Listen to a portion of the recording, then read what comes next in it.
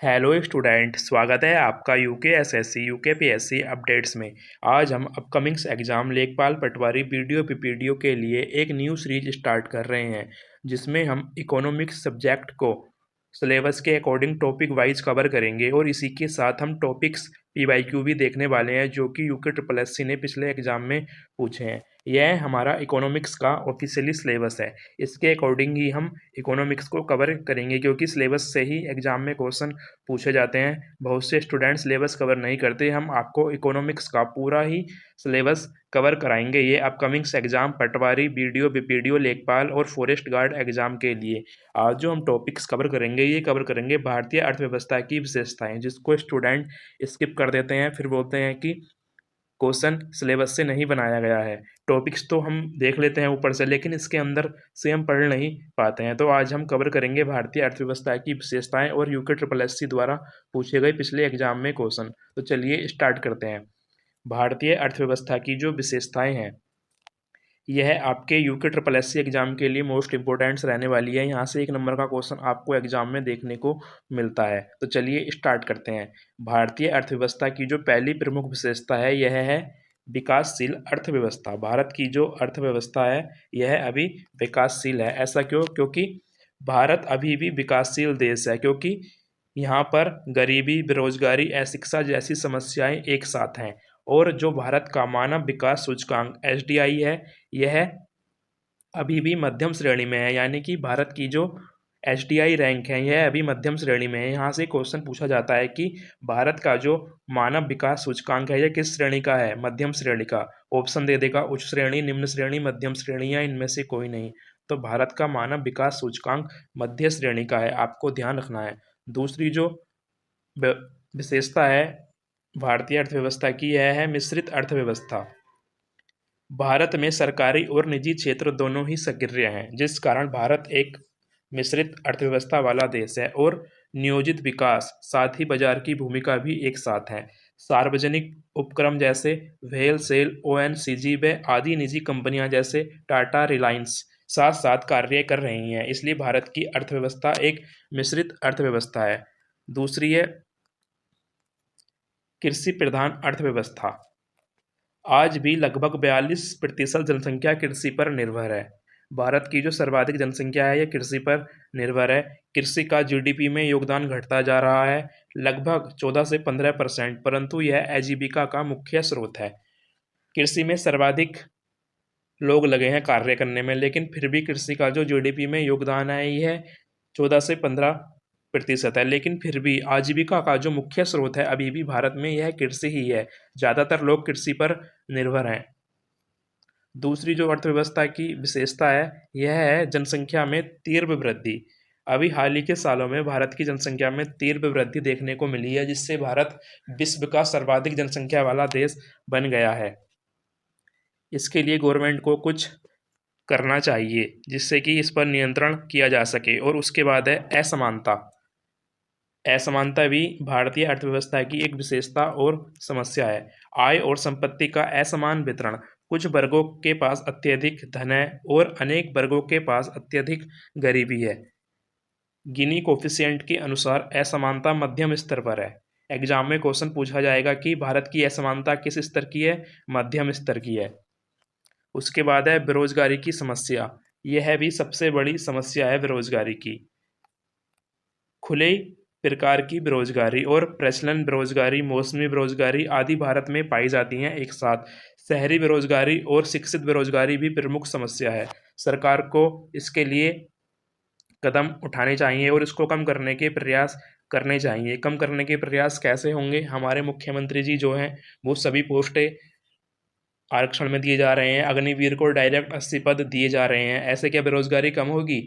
ऐसे कहाँ बेरोजगारी कम होगी? क्योंकि एक तरफ तो आप जो रोजगार है उनको रोजगार दे रहे हैं, और जो बेरोजगार है उनका रोजगार आप छीन रहे हैं। ऐसे बेरोजगारी की समस्या कम नहीं होगी और हमारी भारत की अर्थव्यवस्था आगे नहीं बढ़ेगी।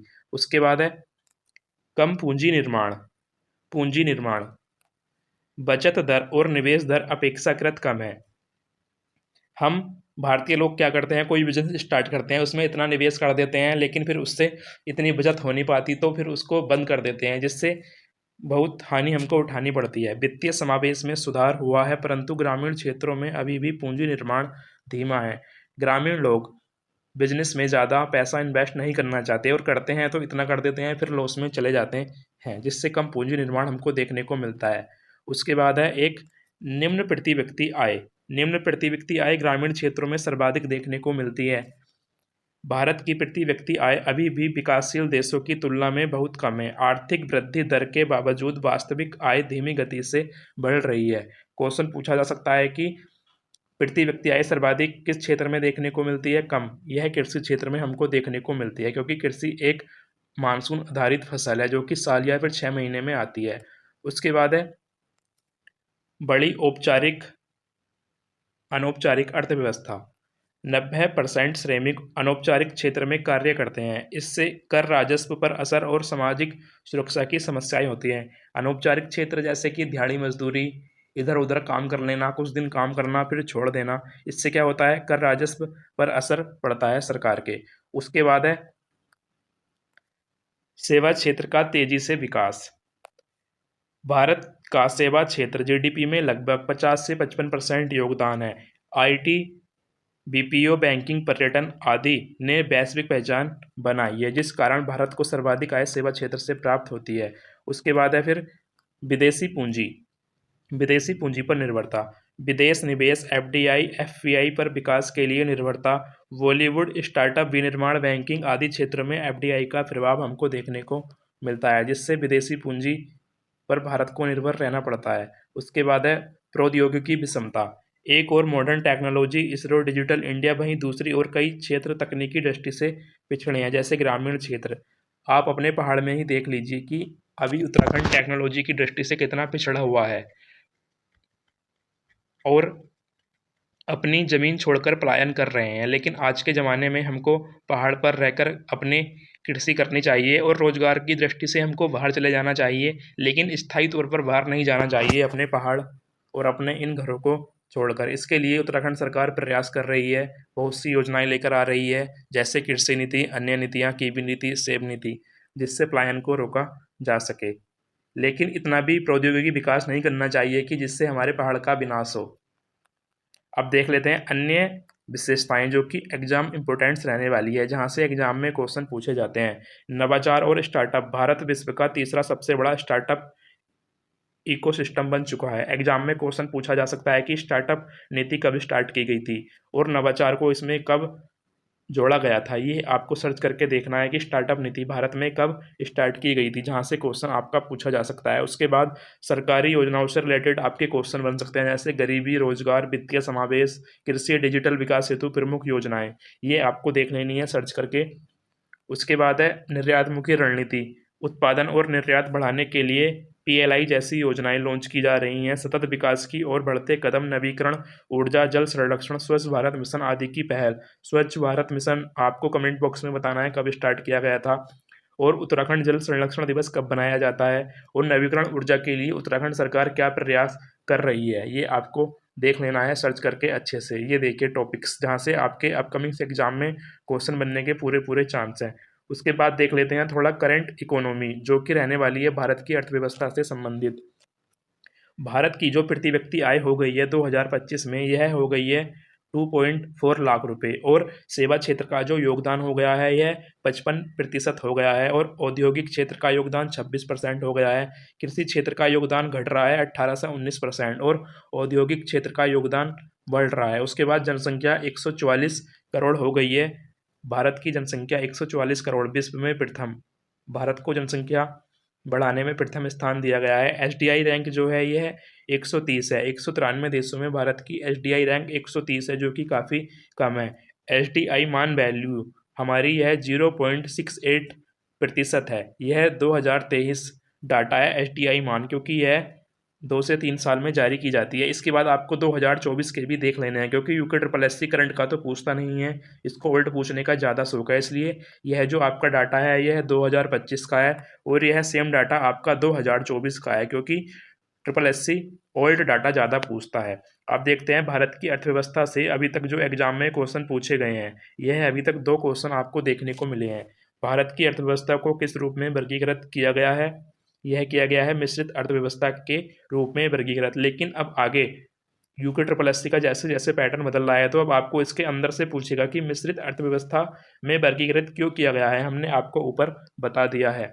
उसके बाद जो दूसरा क्वेश्चन बना है, यह है निम्नलिखित में से कौन सी भारतीय अर्थव्यवस्था की विशेषता नहीं है। सेवा क्षेत्र में वृद्धि, यह भी अर्थव्यवस्था की विशेषता है। कृषि पर निर्भरता और बेरोजगारी, लेकिन उच्च प्रति व्यक्ति आय है भारतीय अर्थव्यवस्था की विशेषता नहीं है। निम्न प्रति व्यक्ति आय और मध्यम स्तर की प्रति व्यक्ति आय भारतीय अर्थव्यवस्था की विशेषता है।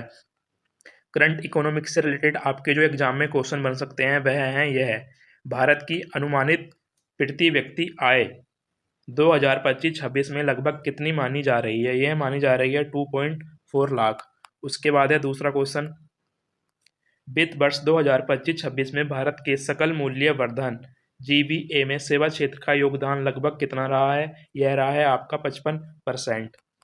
नेक्स्ट क्वेश्चन है, निम्न में से कौन सा क्षेत्र भारत की जीडीपी में सबसे कम योगदान करता है। कृषि क्षेत्र हमारा सबसे कम योगदान करता है। पहले यह सर्वाधिक योगदान करता था, लेकिन अब सबसे कम योगदान कर रहा है। पहला है सेवा क्षेत्र, औद्योगिक क्षेत्र, उसके बाद है कृषि, फिर निर्माण क्षेत्र।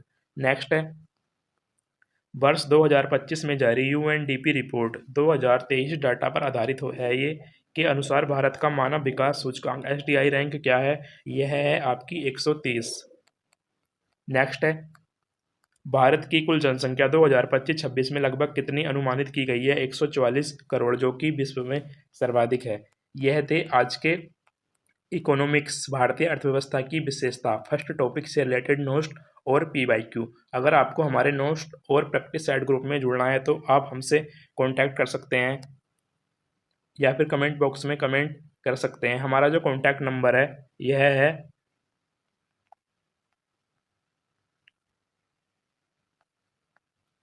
आप इस कॉन्टैक्ट नंबर को नोट कर सकते हैं और हमको व्हाट्सएप पर कॉन्टैक्ट कर सकते हैं। अगर आपको अपकमिंग एग्जाम पटवारी, लेखपाल, बीडीओ, बीपीडीओ और forest guard practice set group और syllabus according notes group, PYQ group से जुड़ना है तो कैसे लगी आपको ये आज की क्लास, कमेंट बॉक्स में ज़रूर बताइएगा। ये थी आपकी भारतीय अर्थव्यवस्था की विशेषता से रिलेटेड नोट। इसमें हमने एडवांस से बेसिक लेवल तक कंप्लीट किया है। अगर क्वेश्चन बना तो आपको इससे बाहर देखने को नहीं मिलेगा। आपको विकासशील अर्थव्यवस्था और मिश्रित अर्थव्यवस्था, कृषि प्रधान अर्थव्यवस्था और इनके लिए जो योजनाएं चलाई जा रही हैं इनको अच्छे से कवर कर लेना है। मिलते हैं इकोनॉमिक्स के नेक्स्ट टॉपिक, जो कि हमारा रहेगा जनजानकीय प्रवृत्तियाँ।